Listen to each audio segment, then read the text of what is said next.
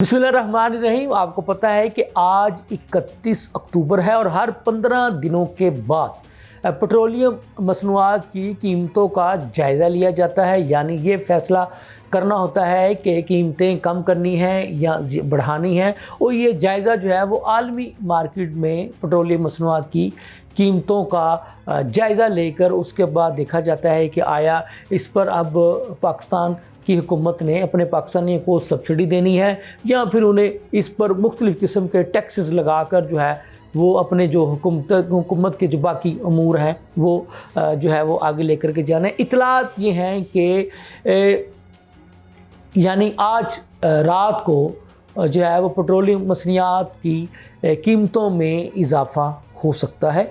लम्हा न्यूज़ के साथ मैं हूं आपका मेज़बान शहजाद मलिक। नाज़रीन, आपको पता है कि इस वक्त आलमी सतह पर कुछ हालात इस तरह के बन चुके हैं कि एक तरफ आपको पता है रूस के मामलात हैं, एक तरफ अमेरिका के मामलात हैं, एक तरफ आपको पता है कि चाइना के मामला चल रहे हैं। कई आलमी ताकतों के मामला जो है वो इस वक्त चल रहे हैं और पेट्रोलियम मसनूआत की कीमतें आपको पता है कि आलमी मंडी के साथ जुड़ी हुई हैं। वो पाकिस्तान उससे जो है वो अलग थलग रह ही नहीं सकता।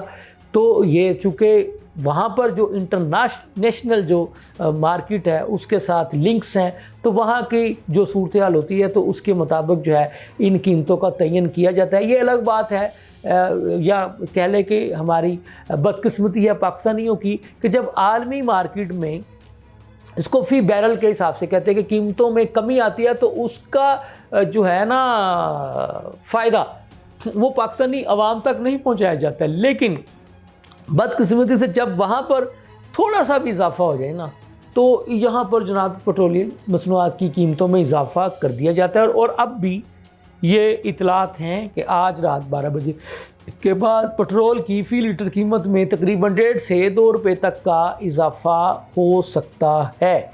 तो ये जो मुमकिन इजाफ़े की खबर मैं आपको बता रहा हूँ, एक तो ये है। दूसरी जानब भी आज मैंने सोचा कि कुछ सियासी इश्यूज़ पर तो बात होती रहती है, अब थोड़ी सी अवामी इश्यूज़ पर भी मैंने सोचा कि बात करनी चाहिए। असल इश्यूज़ ही अवामी होते हैं। टमाटर की कीमतें बहुत ऊपर गई थी, आपको याद होगा, मैंने आपको अपने मुख्तलिफ प्रोग्रामों में बताया था, यहाँ तक भी बता दिया था कि कराची में 700 रुपये तक कीमत पहुँच चुकी थी। लाहौर में भी 700, 600, 500 दर्जा की कीमतें जो हैं वो देखने में मिली। यहाँ तक मैंने आपको बता दिया था कि यहाँ तक टमाटर की कीमत इतनी ऊपर चली गई थी कि टमाटर 700 रुपये किलो था और मुर्गी का गोश्त मैंने आपको बताया था कि वो एकदम ऊपर से नीचे आकर यानी 350 रुपये फ़ी किलो तक भी पहुंच गया।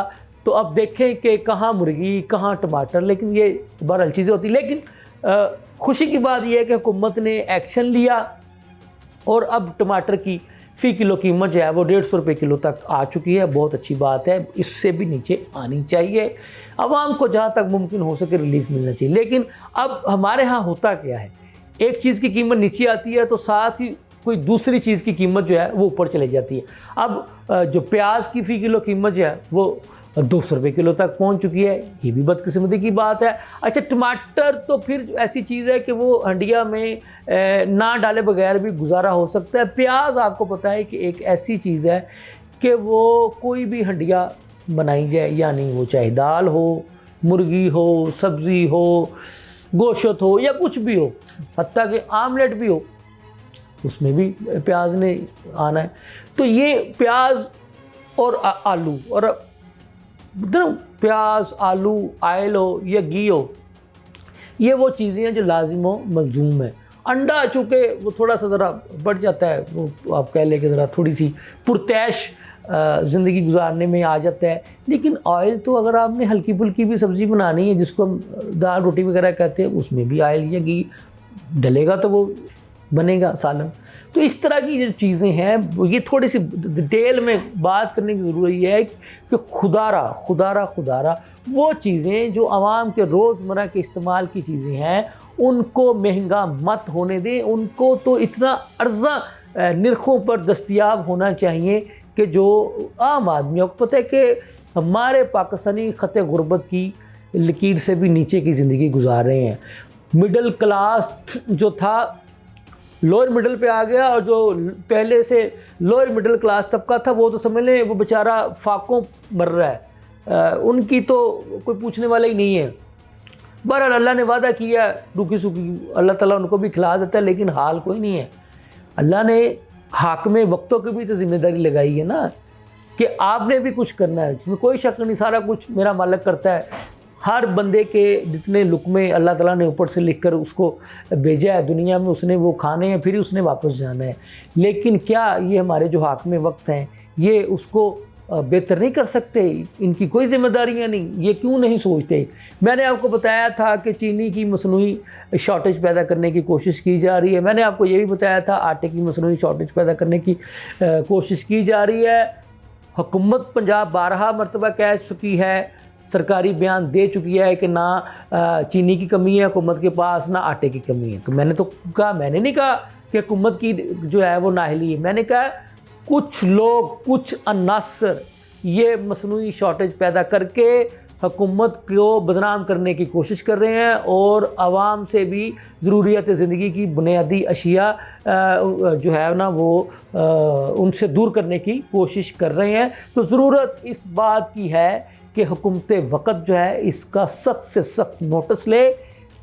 पीरा फोर्स जैसे मैंने मैडम वज़ीर आला मरीम नवाज़ साहिबा आपने बनाई है नजायज़ तजावुज़ात के ख़ात्मे के लिए, मैं समझता हूँ कि इसी तरह की कोई फोर्स नजायज़ मुनाफा खोरों के ख़िलाफ़ भी बननी चाहिए, कम तोलने वालों के ख़िलाफ़ भी बननी चाहिए। ये जो बुनियादी ज़रूरियात ज़िंदगी की जो अशियाँ हैं उस पर कोई बंदा किसी भी किस्म की मसनूई शॉर्टेज पैदा करने की कोशिश करे, नाजायज़ मुनाफाखोरी करने की कोशिश करे, नाजायज़ किस्म की महंगाई करने की कोशिश करे, हुकूमत के तय करदा निर्खों पर चीज़ें ना बेचे, तो मैं समझता हूँ उस पर तो कानून इतना सख्त से सख्त होना चाहिए कि बाकी लोग जो है ना वो उस बंदे से फिर सबक सीखें कि अगर हम भी ऐसा करेंगे तो हमारा भी ये अंजाम होगा। तब तक ये लोग सुधरने वाले नहीं हैं। उम्मीद करता हूँ कि वज़ीर आला मरीम नवाज़ साहिबा आप इसका सख्त से सख्त एक्शन लेंगी। इसके साथ ही मुझे इजाज़त दीजिए। अल्लाह हाफ़िज़।